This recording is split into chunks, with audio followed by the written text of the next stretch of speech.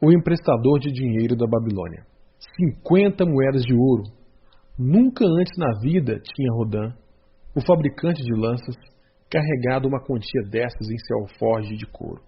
Descia a estrada real, cheio de contentamento, depois de ter deixado o palácio do soberano mais liberal do mundo. As moedas tilintavam agradavelmente à medida que o alforje preso ao cinturão balançava a cada passo. A música mais divina que já tinha ouvido. 50 moedas de ouro, tudo seu. Mal podia acreditar em sua boa sorte. Quanto poder nesses discos cintilantes! Podia comprar o que bem entendesse. Uma grande casa, terras, gado, camelos, cavalos, carruagens, o que quer que desejasse. Que uso devia fazer disso? Nessa noite, enquanto entrava na rua onde ficava a casa da irmã, só conseguia pensar nessas cintilantes e pesadas moedas de ouro que lhe pertenciam. Ainda se recordava daquela noite, poucos dias antes, quando um perplexo Rodan entrou na loja de Mathon, o emprestador de dinheiro e comerciante de joias e de objetos raros.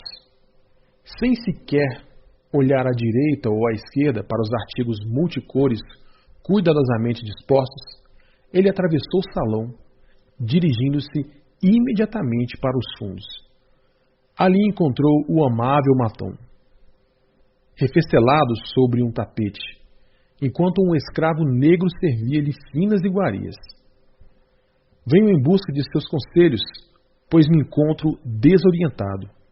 Rodan mantinha-se impassível, de pé, o peito cabeludo aparecendo pela abertura do casaco de couro. O rosto fino e descorado de Mathon sorriu, esboçando uma amável saudação. Que imprudências andou cometendo para que se viesse obrigado a procurar um emprestador de dinheiro? Deu azar em alguma mesa de jogo? Ou se deixou enredar nas malhas de alguma dama elegante? Conheço-o há muitos anos e não me lembro de já ter sido procurado por você para tirá-lo de uma enrascada. Não se trata disso. Não estou precisando de dinheiro. Estou, ao contrário, à procura de um conselho sensato. Mas ouçam isso. O que está dizendo? Ninguém recorre ao emprestador de dinheiro para aconselhar-se. Meus ouvidos devem estar me pregando uma peça. Pois é isso mesmo. Como pode, Rodan? O fabricante de lanças demonstra mais astúcia do que todos os outros, pois vem à presença de Mathon, não em busca de ouro, mas de conselho. Muitos homens me procuram a fim de que lhes consiga dinheiro suficiente para pagar por suas loucuras, mas até onde sei, ninguém ainda veio até aqui atrás de um conselho. Contudo, quem realmente pode ser mais hábil nesses assuntos que o emprestador de dinheiro, a quem geralmente se pede socorro nos momentos críticos? Você comerá comigo, Rodan, continuou ele. Será meu convidado essa noite. Ando, ordenou ao escravo negro. Estenda um tapete para o meu amigo Rodan, o fabricante de lanças, que veio me pedir um conselho. Ele será meu honrado conviva. Traga-lhe bastante comida e reserve-lhe a maior taça da casa. Escolha o melhor vinho, que ele bem o merece. Agora me diga, quais são os seus problemas? Trata-se de um presente do rei. Um presente do rei? O rei o presenteou com algo que acabou se transformando num problema para você? Que tipo de presente? Por ter ficado muito satisfeito com o desenho que lhe apresentei para uma nova ponta nas lanças da guarda real, nosso soberano me deu de presente 50 moedas de ouro. E agora me acho totalmente desorientado. Tenho sido quase a todo instante intimado por aqueles que gostariam de compartilhar essa riqueza comigo. E natural, os homens sempre querem mais ouro do que têm e gostariam de ver aquele que o ganha facilmente dividi-lo com eles. Mas você não pode dizer não? Sua vontade não é tão forte quanto seu punho? Posso dizer não a muita gente, mas às vezes seria mais fácil dizer sim. Poderia recusar-me a dividi-lo com a minha irmã única, a quem sou inteiramente devotado? Certamente sua própria irmã não pensaria em privá-lo do gozo de sua recompensa. Mas é em consideração a Aramã, seu marido, que ela gostaria que se tornasse um rico comerciante.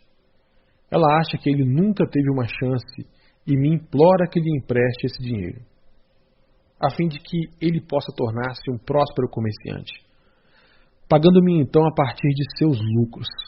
Meu amigo, contou Maton, esse é um belo assunto para uma discussão. O ouro traz para o seu possuidor responsabilidade e uma nova maneira de agir com os companheiros. Traz medo de perdê-lo e até de ser enganado. Traz uma sensação de poder e disponibilidade para praticar o bem. Pode ainda fazer com que suas melhores intenções lhe arranjem belas dificuldades. Nunca ouviu falar daquele fazendeiro de Ninive que podia entender a linguagem dos animais? Acho que não, pois não é realmente o tipo de história que os homens gostam de contar a uma pessoa ocupada com a fundição de bronze.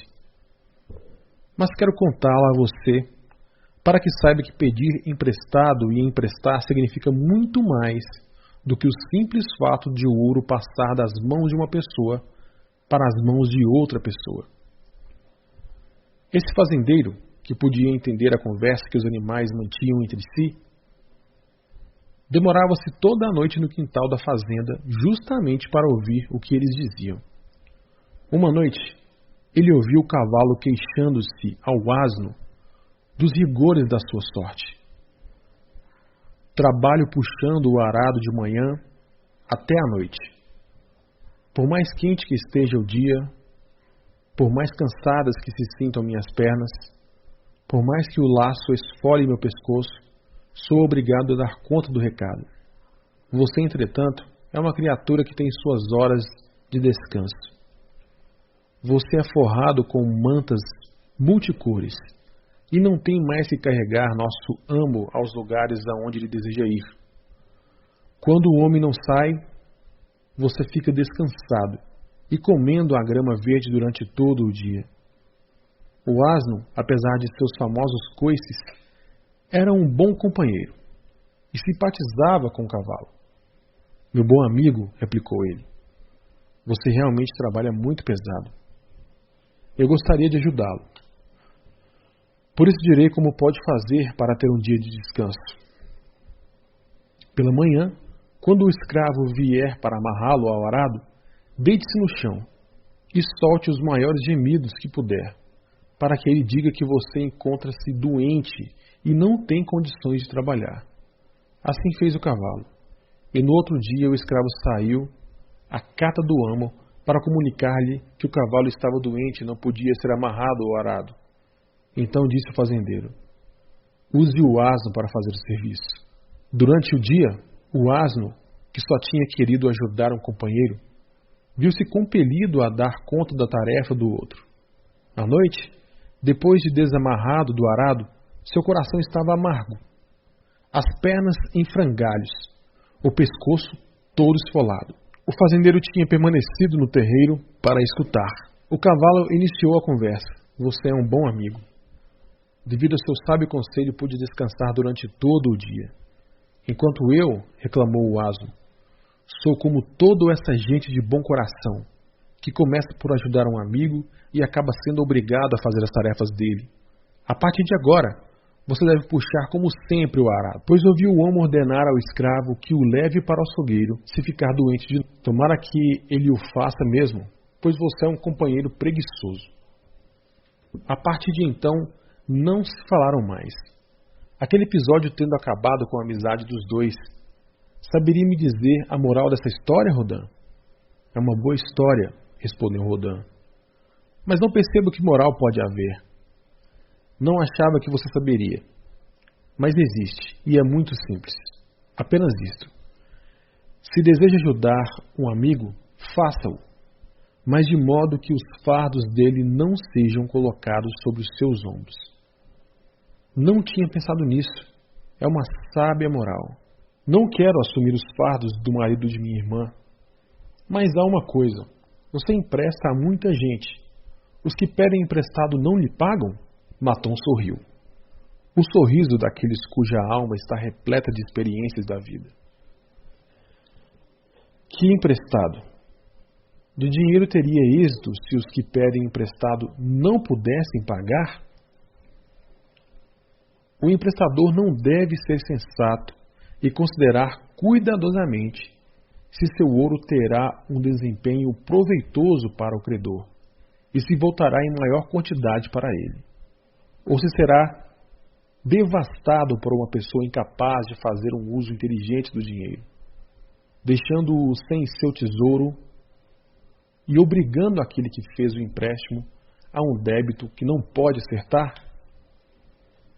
Eu lhe mostrarei os objetos guardados em minha caixa de penhores e deixarei que eles lhe contem algumas dessas histórias. Ele trouxe para o aposento uma grande caixa forrada com pele de porco vermelha e enfeitada com desenhos de bronze. Colocou-a no chão e agachou-se diante dela, as duas mãos sobre a tampa. Exijo de cada pessoa a quem empresto dinheiro um penhor que fica guardada nesta caixa até que a dívida seja saldada. Quando pagam, devolvo. Se nunca o fazem, fico com o penhor como uma permanente recordação daquele que não foi digno de minha confiança. Os empréstimos mais seguros, de acordo com as experiências que tive, com minha caixa de penhores, são para aqueles cujos bens têm mais valor que o empréstimo que desejam. São donos de terras ou joias, camelos ou outras coisas que podem ser vendidas para amortizar a quantia em débito. Alguns penhores são joias mais valiosas que a dívida. Outros são documentos, estabelecendo que, em caso de não pagamento, o devedor passa automaticamente para o meu nome uma determinada propriedade. Fazendo empréstimos dessa natureza, asseguro-me quanto ao retorno de meu capital mais os rendimentos, pois o empréstimo está baseado no valor dos bens. Em outra classe, acham-se os devedores que têm capacidade para ganhar dinheiro. São como você, que trabalha ou presta um serviço em troca de uma remuneração. Eles têm algum tipo de renda, e se são honestos e não sofrem nenhum infortúnio, sei que posso contar com o pagamento do empréstimo, além dos juros combinados. Tais compromissos estão baseados no esforço humano. Temos ainda os que não possuem nada de valor, nem mostram capacidade para uma remuneração periódica. A vida é dura, e sempre existirá quem se veja derrotado por suas exigências. Aos empréstimos que lhes faço, ainda que tenham cuidado de estabelecer quantias mínimas, minha caixa de penhores poderá censurar-me pelos anos vindouros, a menos que tais quantias sejam garantidas por bons amigos desses devedores que os veem como pessoas honradas. Maton destravou o fecho e abriu a tampa. Rodin curvou-se avidamente para a frente. No alto da caixa, uma echarpe cor de bronze descansava sobre um pano vermelho. Maton pegou a echarpe e acariciou-a. Isto ficará para sempre em minha caixa de penhores, porque o dono já passou há muito para a grande escuridão. Continuo guardando essa garantia, mas como uma prova de sua própria recordação, pois ele foi um bom amigo. Fizemos muito bons negócios juntos, até que, voltando de uma viagem ao leste, ele trouxe uma mulher para casar-se, uma mulher bonita, mas não como as nossas, uma criatura encantadora. Ele gastou todo o seu dinheiro para satisfazer os desejos dela. Veio até mim em grande desespero, quando já se achava numa situação deplorável. Discutimos o assunto. Contei-lhe que o ajudaria a retornar seus próprios negócios. Ele jurou pelo grande touro que estava disposto a fazê-lo, mas não era o que estava escrito. Numa briga, ela enfiou-lhe uma faca no peito. E ela? Perguntou Rodin. Sim, claro, isso pertencia a ela. Ele apanhou o pano vermelho, amargando um terrível remorso. A mulher atirou-se às águas do Eufrates. Esses dois empréstimos nunca serão pagos. A caixa de penhores mostra-lhe, Rodin, que os seres humanos, sob a ação de fortes emoções, constituem um grande risco para o emprestador de dinheiro. Aqui, isto é diferente. Ele apanhou um anel de osso de boi. Isto pertence a um fazendeiro. Eu compro os tapetes de sua mulher. Os gafanhotos arrasaram-lhes a plantação, e eles ficaram sem comida. Ajudei o fazendeiro, e quando houve a nova colheita, ele me pagou.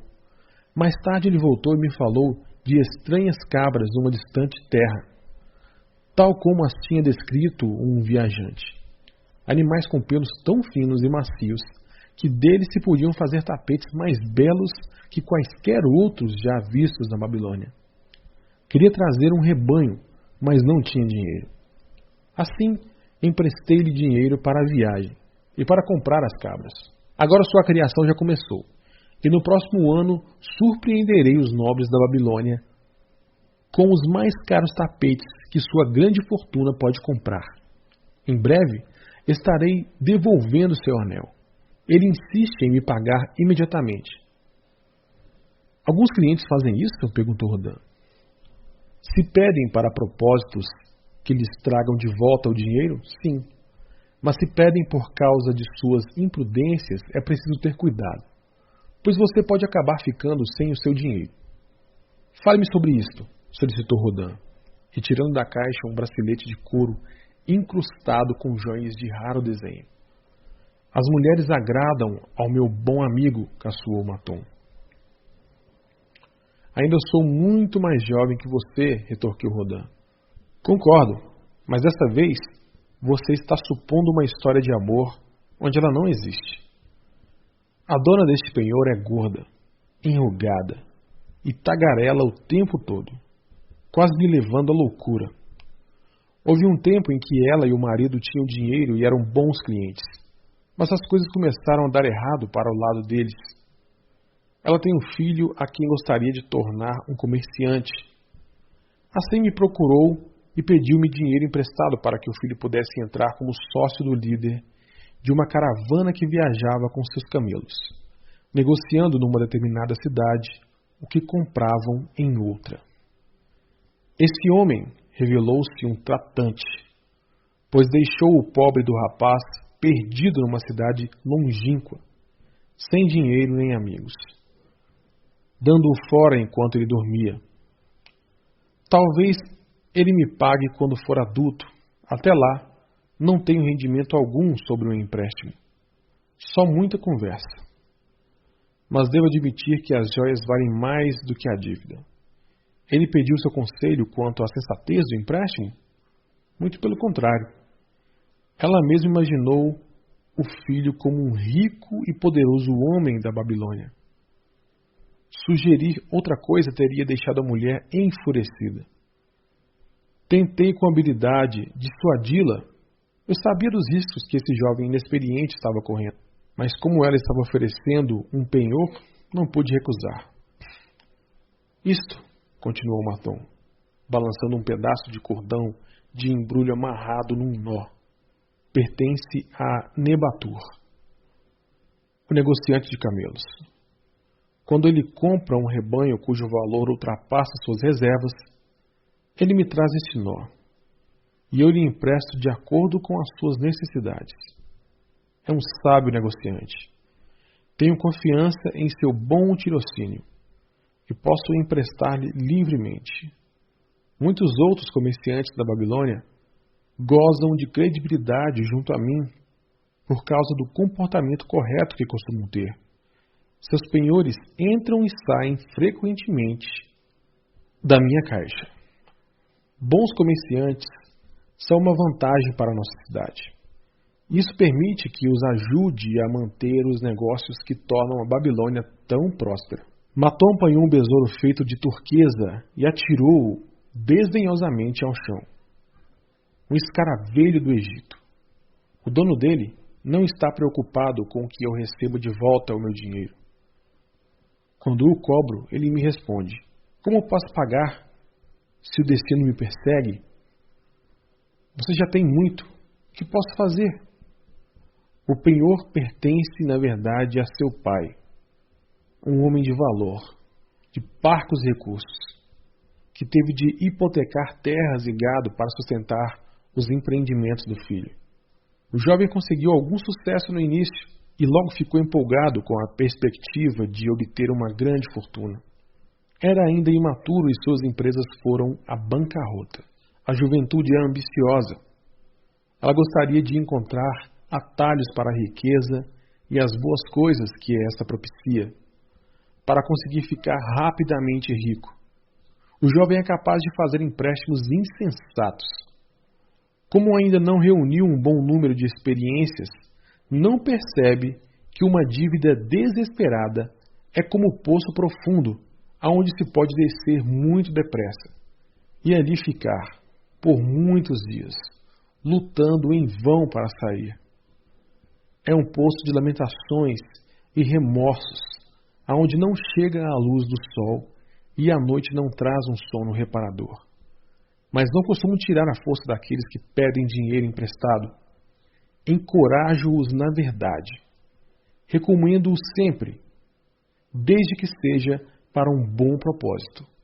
Eu mesmo fiz meu primeiro negócio bem-sucedido com dinheiro emprestado. Todavia, o que pode fazer o emprestador de dinheiro num caso como esse? O jovem se acha em desespero e não consegue fazer nada. Está desanimado. Não tenta o menor esforço para saldar seu débito.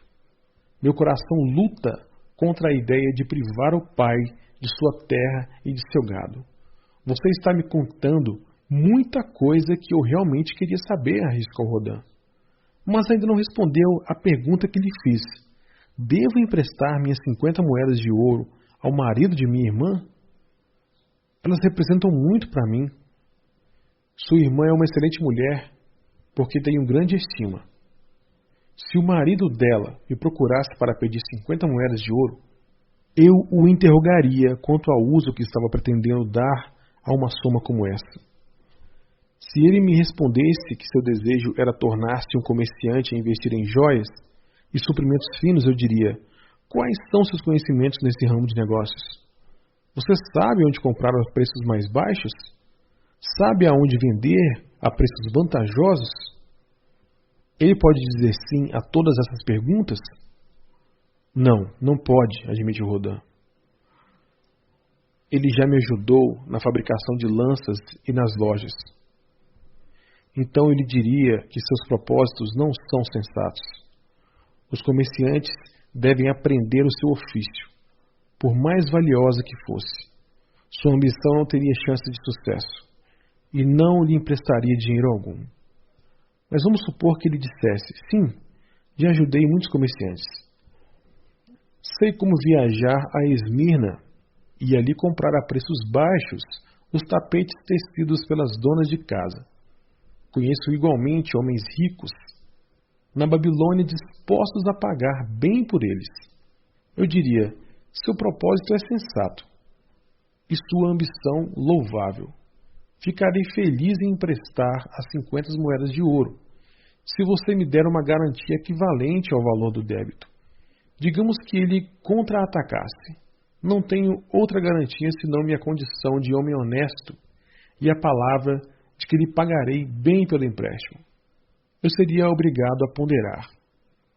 Tenho em alta conta cada moeda de ouro. Se os salteadores roubarem essas moedas de ouro durante a sua viagem a Esmirna, ou seus tapetes quando estiver voltando, você então não terá qualquer possibilidade de reembolsar-me, e meu ouro terá ido embora. O ouro de Rodin é a mercadoria do emprestador de dinheiro. E fácil emprestar, se você concede um empréstimo insensato. Ele tem poucas chances de voltar para seu bolso.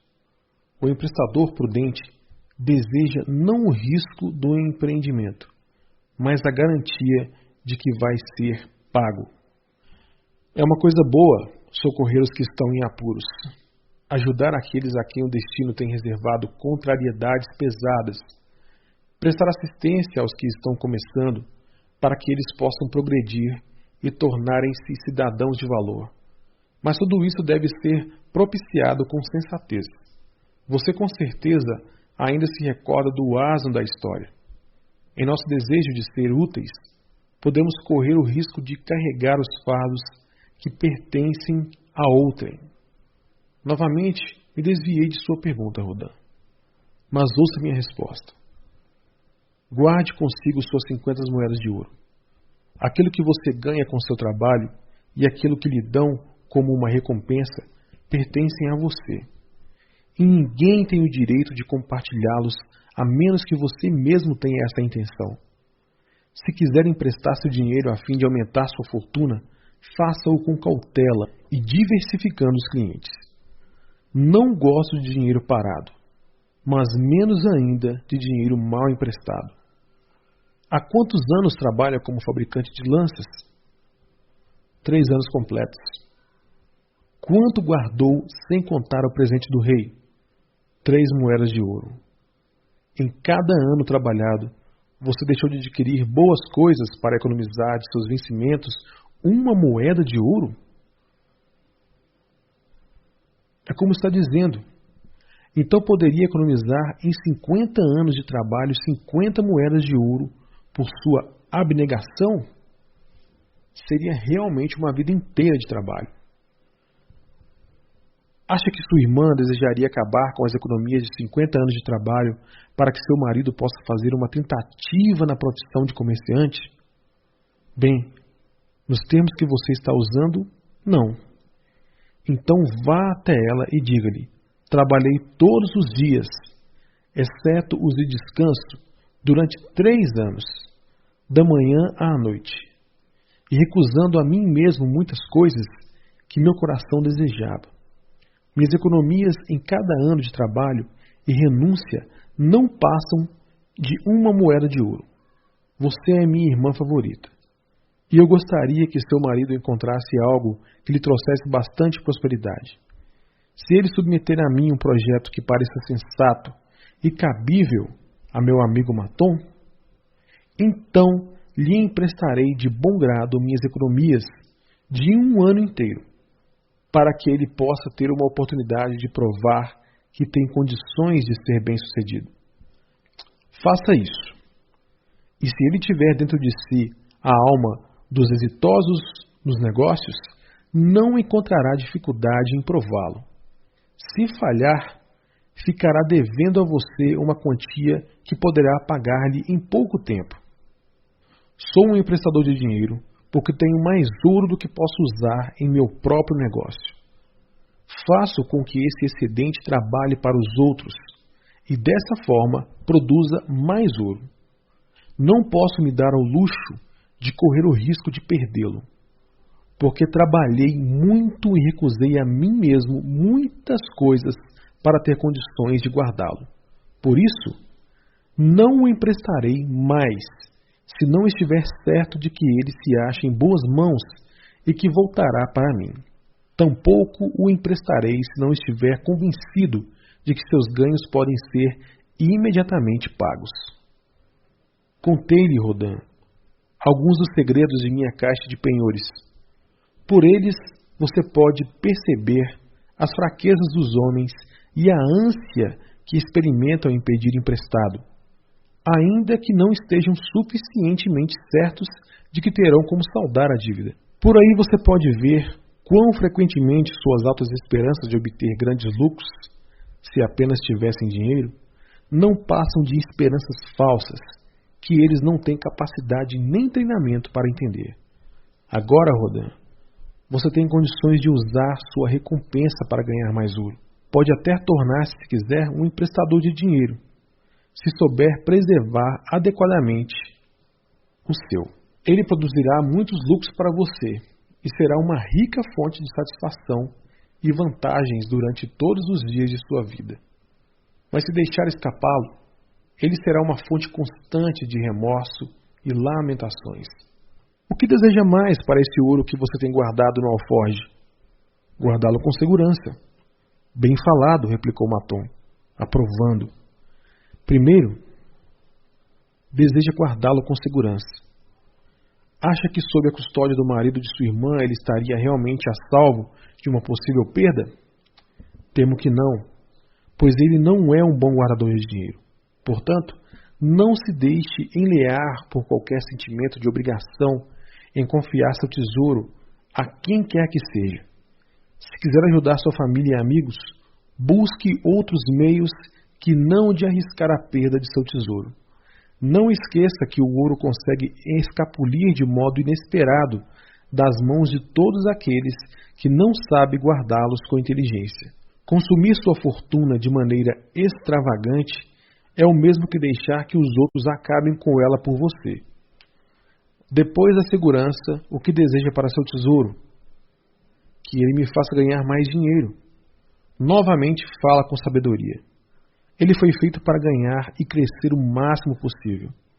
O dinheiro ganhado sensatamente pode dobrar seus lucros antes que um homem como você chegue à velhice. Se arriscar a perdê-lo, arrisca-se igualmente a deixar de ganhar tudo o que ele pode render. Por isso, não se torne a presa dos planos fantásticos de homens sem prática, que sempre acreditam encontrar meios de fazer o dinheiro alcançar lucros extraordinariamente altos. Tais planos são criações de visionários que nada sabem a respeito das infalíveis leis do negócio. Seja moderado naquilo que esperava ganhar, para que possa garantir e gozar de sua fortuna. Empregá-la sobre a promessa de retorno usurário é um convite à perda. Busque associar-se a homens e empreendimentos cujo sucesso é estabelecido, para que seu tesouro possa ganhar livremente com a perícia deles e ser guardado com segurança pela sabedoria e experiência deles. Assim, espero que você possa evitar os infortúnios que acometem muitos dos filhos dos homens a quem os deuses decidiram por bem confiar alguma riqueza. Quando Rodin quis agradecer-lhe por seus sábios conselhos, Maton fez que não ouvira, mas ainda disse: o presente do rei lhe propiciará muita sabedoria. Se resolver guardar os 50 moedas de ouro, você precisará ser realmente cauteloso. Muitos usos o tentarão. Ouvirá muitos conselhos, numerosas oportunidades de fazer grandes lucros serão oferecidas a você. As histórias de minha caixa de penhores devem lembrá-lo de verificar bem as possibilidades de retorno antes de deixar que uma única moeda de ouro saia do seu bolso. Quando precisar de mais conselhos, venha me procurar. Eles são dados de graça. Antes de retirar-se, leia o que escrevi embaixo da tampa de minha caixa de penhores. Isso se aplica tanto a quem pede quanto a quem empresta dinheiro. É melhor uma pequena cautela do que um grande remorso.